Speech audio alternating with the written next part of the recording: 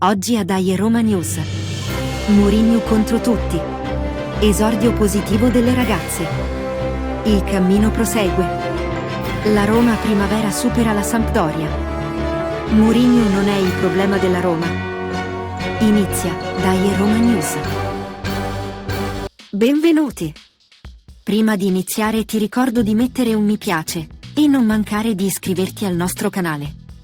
La trasmissione viene pubblicata ogni martedì. Queste oggi sono le notizie di Dai Roma News. Per iniziare sentiamo il commento di Quoque tu, Roma, figlia mea. Dopo l'umiliazione patita contro il Genoa, ho detto fra me e me: si può perdere una partita, ma in questo modo no. Il mio amico Claudio, sentito a metà del primo tempo e a fine partita, ha ripetuto il suo mantra: la colpa è solo di Mourinho. La Roma gioca male e la colpa è sua. Il fatto che la Roma non esprima un bel gioco è cosa risaputa. Le squadre di Mourinho non hanno mai espresso un bel gioco. Ma quello che ho sempre sperato e detto è che le sue squadre se la giocano sempre sino all'ultimo. Che non mollano mai, che hanno un grande carattere indomito. Cosa che anche alla Roma, dopo un non eccelso avvio dell'esperienza mourignana, l'allenatore è riuscito a far assimilare. Ma poi cosa sta accadendo in questa stagione?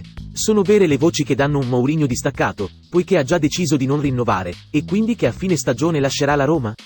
Io non credo a queste voci. Se la Roma gioca male e non fa buoni risultati, Mourinho cosa ci guadagna? Ho solo un dubbio che mi tormenta da tempo. Perché Mourinho continua a difendere l'indifendibile, legacy Rui Patricio? È vero che se il centrocampo non protegge, anche la difesa va in crisi, ma le oramai troppe papere del portiere risultano indigeste anche al più cauto tifoso giallorosso. E allora, Quoque tu, José Mourinho, fili mi, riuscirai a recuperare la stima di tutti noi? Alla prossima! Ottimo debutto casalingo per la Roma campione d'Italia. Dopo aver superato la squadra del Milan in trasferta, le giallorosse vincono ancora al Tre Fontane, contro le ragazze del Como. Il primo gol è della calciatrice Kumagai.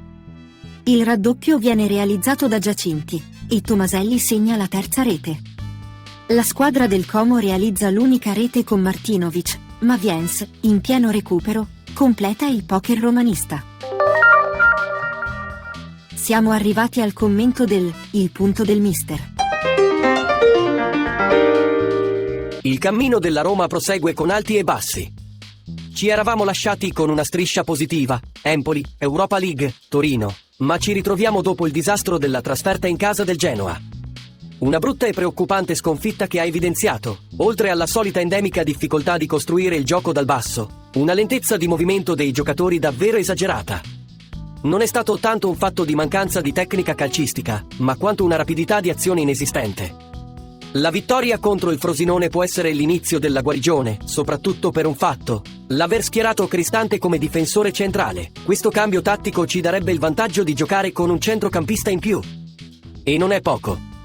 Sappiamo bene che il poter schierare un centrocampista in più può aiutare la squadra nella costruzione dal basso delle azioni. In ultimo vorrei porre l'accento su Bove. Ne avevo parlato nelle scorse puntate del suo scarso impiego nell'11 giallorosso. Ha giocato contro il Frosinone e tutti abbiamo visto che, almeno attualmente, la Roma non può fare a meno di lui. Sempre forza Roma! I ragazzi di Federico Guidi vincono contro la Sampdoria 3-1. In un primo tempo giocato alla pari, i giallorossi sono andati in svantaggio con una rete realizzata dal calciatore Lemina. Nel secondo tempo si è vista un'altra Roma. Più attenta, creativa e pericolosa. Infatti, dopo solo pochi minuti, i ragazzi pareggiano con il gol di Keramitsis. La Sampdoria cala il ritmo, e la Roma ne approfitta e trova il 2-1, al 76esimo minuto grazie a Marazzotti, che realizza la sua prima rete in primavera. La Sampdoria si arrende al 91esimo minuto quando Cherubini segna il gol del 3-1 e chiude definitivamente l'incontro.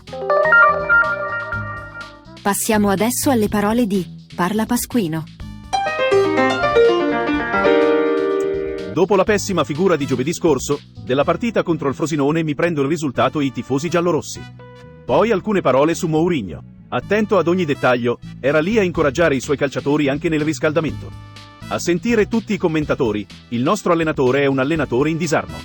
A leggere i vari leoni da tastiera, i cosiddetti tifosi della Roma, Mourinho deve andare via ed essere sostituito da un altro allenatore.